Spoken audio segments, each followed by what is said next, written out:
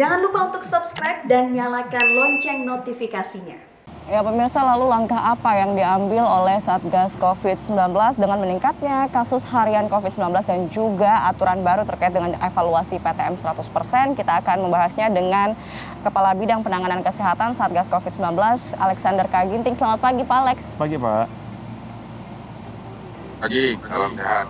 Salam sehat Salam juga sehat, Bapak. Pak Alex. Pak Alex, ini kita melihat ada instruksi dari Presiden meminta untuk ada evaluasi PPKM terutama terkait dengan PTM yang ada di daerah-daerah. Bagaimana langkah Satgas Pak untuk bisa segera menyegerakan penyesuaian dari aturan PTM di tiap daerah ini? Ya, jadi pandemi ini tentu punya dinamika yang begitu tinggi karena menyangkut penularan, menyangkut mutasi virus, dan menyangkut juga tentang kepatuhan dari masyarakat itu sendiri untuk menerapkan protokol kesehatan. Bila mana situasi pandemi yang terkendali, sebenarnya banyak menumbuhkan optimisme tentang pemulihan, baik itu pemulihan ekonomi, pemulihan pendidikan, sosial dan budaya. Dan PTM ini termasuk bagian dalam pemulihan pendidikan dalam situasi pandemi. Dan ini sudah banyak kita exercise sejak tahun 2020. Dan dukungan di masa pandemi ini mulai dari pemberian internet gratis, pemberlakuan pelajaran dari jarak jauh, ini sudah banyak. Tetapi pada saat ini memang kasus sudah mulai menaik, kasus aktif maupun kasus positif harian, dan begitu juga bor di rumah sakit juga sudah meningkat. Tetapi SKB 4 Menteri juga mengatur, jadi penghentian sementara PTM Satuan Pendidikan itu bisa diatur kalau ada klaster di tingkat satuan pendidikan tersebut. Kemudian angka positivity rate-nya misalnya di atas 5% dari active case finding. Jadi warga satuan pendidikan yang masuk dalam notifikasi di atas 5% tersebut boleh berhenti dan boleh belajar dari rumah sampai nanti terjadi pemulihan. Tetapi kalau terjadi transmisi yang masif di komunitas, ini tidak mau memang harus ada intervensi dalam rangka menjaga keselamatan warga pendidikan. Pemerintah tetap terbuka untuk melakukan evaluasi dan asesmen setiap minggu. Yang dulunya 2 minggu sekali, sekarang setiap minggu tetap dilakukan. Jadi artinya ini yang penting adalah bagaimana keselamatan warga, keselamatan anak-anak kita bisa terjamin, tapi pendidikan juga tidak boleh terabaikan. Betul, Pak Alex, berarti asesmen dilakukan setiap minggu saat ini ya. Tapi boleh dijelaskan lagi Pak Alex poin-poinnya, syarat-syarat bagaimana sekolah harus menerapkan atau satu wilayah ini PTM 50% atau bagaimana syarat agar bisa menerapkan PTM 100%? Jadi kalau dia misalnya kita lihat dari SKB 4 Menteri, itu ada beberapa variabel yang kita lihat. Misalnya kondisi daerah.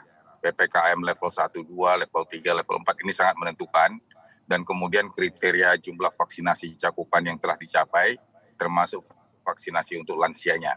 Dengan kalau kita lihat dalam kondisi pandemi yang terkendali, maka kapasitas PTM-nya itu kalau dia dalam PPKM level 1, 2, dan kemudian vaksinasinya di atas 80% dan lansianya di atas 50%, maka dia bisa kapasitas PTM 100%. Tapi kalau tidak, maka dia turun 50%. Tapi di samping itu juga ada yang disebut dengan active case finding. Manakala dalam sekolah tersebut sudah di atas 5% ada positivity rate, maka ini sudah harus dievaluasi frekuensi hari sekolah dan kemudian durasi pelajaran. Dan ini juga memang harus kita lihat. Oleh karena itu memang kewenangan ini ada di pemerintah daerah, apakah di gubernur, kabupaten, kota, yang bisa melihat secara langsung kondisi dan situasi bagaimana active case dan positivity rate yang ada di daerah wilayah tersebut. Karena yang namanya sekolah, yang namanya pendidikan ini berada di wilayah desa, di kelurahan, dan wilayah yang memang diketahui oleh pemimpin daerah tersebut.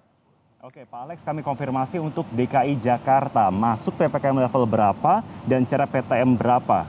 Dan apakah ada sanksi jika melanggar? Jadi sampai saat ini PPKM itu di level 2. Kendati pun kasus positif itu meningkat, tetapi yang terjadi adalah bahwa mortality itu masih rendah. Memang penularan tinggi. Dan demikian juga untuk di sekolah-sekolah kalau ada active case finding-nya ditemukan positivity rate di atas 5%, tentu untuk sekolah tersebut bisa dilakukan pembelajaran dari rumah. Dan kemudian mereka yang positif harus diisolasikan. Soal bagaimana ini diputuskan secara resmi melalui regulasi, tentu akan ada pertemuan dan pengkajian terus-menerus. Karena masalah sekolah yang active case finding-nya di atas 50% itu tidak semua sekolah. Jadi oleh karena itu harus dipertimbangkan dari ribuan sekolah yang ada, baik itu di SD, SMP, atau SMA. Baik, Pak Alex, kalau untuk aturan 5%, apakah memang harus sampai 5% dulu baru bisa diturunkan menjadi PTM 50% untuk kapasitas datang ke sekolah begitu? Karena kalau kita ambil contoh saja, 4.000 siswa, 5%-nya itu 200 siswa yang harus positif COVID-19. Artinya ini banyak sekali, Pak Alex. Seperti apa, Pak Alex, tanggapan Anda? Jadi kalau kita lihat bahwa cakupan vaksinasi anak sudah mulai meningkat. Dan demikian juga cakupan vaksinasi untuk dewasa. Artinya virus ini memang virus yang mudah menular, tetapi bukan virus yang meningkatkan mortalitas.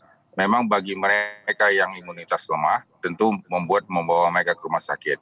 Tapi ini terus akan dievaluasi, termasuk juga dengan jumlah seluruh hari sekolahnya. Dan kalau misalnya ini memang dalam kelas tersebut dia sudah di atas 5%, ataupun di sekolah ya tentu dia harus dirumahkan. Dan ini sudah ada ketentuannya dalam SKB 4 Menteri yang sudah mengatur tersebut. Dan SKB 4 Menteri ini juga artinya tidak terlalu kaku. Artinya ini bisa terus dievaluasi. Yang paling penting adalah kepentingan keselamatan dan kepentingan kesehatan anak sekolah. Ini adalah menjadi prioritas. Walaupun juga pendidikan ini tidak boleh kita tinggalkan. Baik, terima kasih Pak Alexander Ginting sudah bergabung bersama kami dalam Selamat Pagi Indonesia.